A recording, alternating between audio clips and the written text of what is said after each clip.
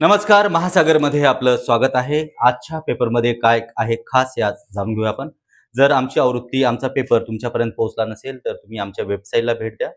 महासागर, दैनिक महासागर तुम्ही सर्च करा. तुम्हाला आमच्या पूर्ण आवृत्ती त्या ठिकाणी पाहायला मिळतील. तर आजच्या पेपरमध्ये काय आहे खास आपण जाणून घेऊयात. खरं तर आज सगळ्यात महत्त्वाचा जो पहिला लेख आहे खरी-खरी, ज्यामध्ये मुख्य संपादक श्रीकृष्ण चांडक यांनी अतिशय सुंदर लेख लिहिला आहे. त्याच्यामध्ये आहे पर्यावरणाचं काय? ज्या पद्धतीनं सध्या युद्ध सुरू आहे, त्याच्यामध्ये जे मिसाईल्स झाल्या जातात, त्यातून जो विषारी वायू निघते आणि त्यामुळे पर्यावरणाचा जो ऱ्हास होतो, त्याबद्दल आणि युद्धाच्या बद्दलचा हे सविस्तर लेखाजोखा या लेखमध्ये देण्यात आला आहे. आपण त्याच्यानंतर जाणून घेऊयात.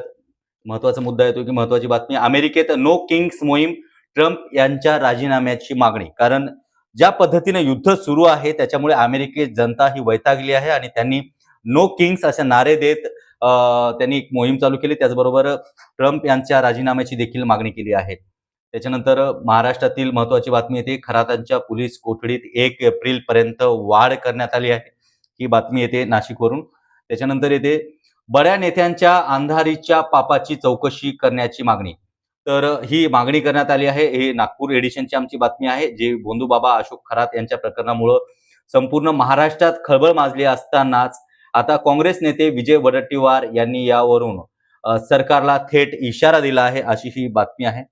त्यानंतर आपण जाऊया, जे प्रकरण गाजते भोंदूबाबांचं प्रकरण, त्या संदर्भातली बातमी आहे. चाकणकरांच्या एक्झिट नंतर राष्ट्रवादीच्या लेडी बॉस पदासाठी जोरदार रस्सीखेच. कारण एक सोडून 2 पदे या ठिकाणी गेले आहेत. रुपाली चाकणकर यांचं महिला आयोगाचं पदही गेलंय. त्याचबरोबर राष्ट्रवादीच्या ज्या प्रदेशाध्यक्ष होत्या ते पद देखील गेलं आहे. त्यामुळे या पदासाठी आता राष्ट्रवादीमध्ये जोरदार रस्सीखेच असल्याची बातमी आहे.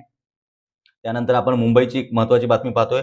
आंबेडकर स्मारकाचा मार्ग मोकळा होणार, अण्णा बनसोडे गाझियाबादमध्ये धडकले.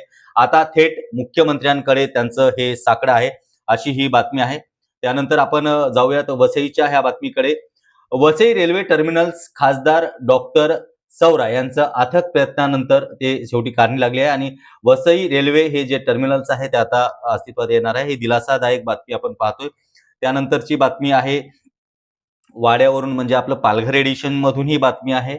वाड्यात गॅसचा काळाबाजारचा भांडाफोड करण्यात आला आहे. राज्य दक्ष पथकाची धडक कारवाई आणि त्यामध्ये 2 जण ताब्यात आहेत, अशी ही बातमी आहे. पालघरची ही बातमी आहे. त्यानंतर आपण पाहतोय आमच्या नागपूर एडिशनची बातमी आहे. नागपूर एडिशनच्या प्रमुख पेजवरती, मुख्य पानावरती ही बातमी आलेली आहे.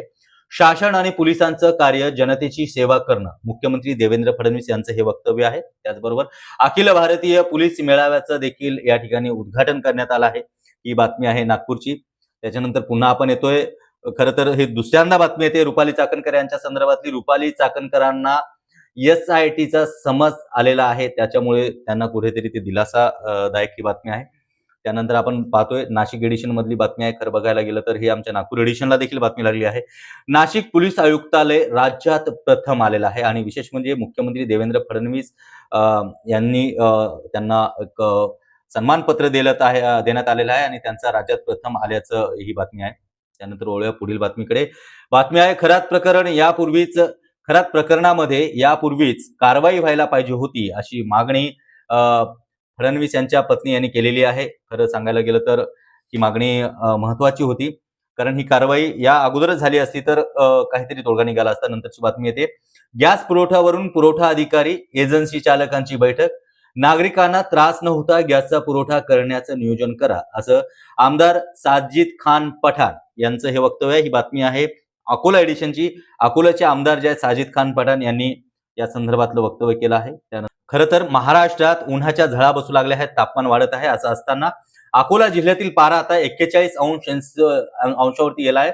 उकाड्यानं अस्वस्थ झालेला नाग नागिनांचा जोडा थेट शोरूम मध्ये. तर हे नाग आणि नागिन शोरूम मध्ये घुसले, कारण उन्हाचा उकाडा एवढा आहे. तर तिथली ही बातमी आहे. त्यानंतर आपण वळूया पुढच्या बातमीकडे. बातमी येते चंद्रपूरवरून. पाणी टंचाईवरती तातडीनं उपाययोजना करा, कार्यान्वित नसलेल्या पाणी पुरवठा योजना सुरू करा, असं आमदार सुधीर मुनगंटीवार यांचे जिल्हा प्रशासनाला निर्देश आहेत. वीज बिल प्रलंबित असल्यामुळे बंद पडलेल्या योजनांवरती देखील तोडगा आहे. मुख्यमंत्र्यांकडे त्यांनी मुदतवाढसाठी हे केलेले आहे, त्यांनी मागणी केलेली आहे. तर अशा पद्धतीनं आजच्या आमच्या दैनिक महासागरमध्ये काय होतं खास आपण पाहिलं, याचप्रमाणे दररोजच्या बातम्या आणि दररोजच्या दैनिकामध्ये काय खास बातम्या आहेत ते आपण जाणून घेऊयात आमच्या या महासागरच्या माध्यमातून. पुन्हा भेटूया पुढील बातमीपत्रात. तोपर्यंत नमस्कार.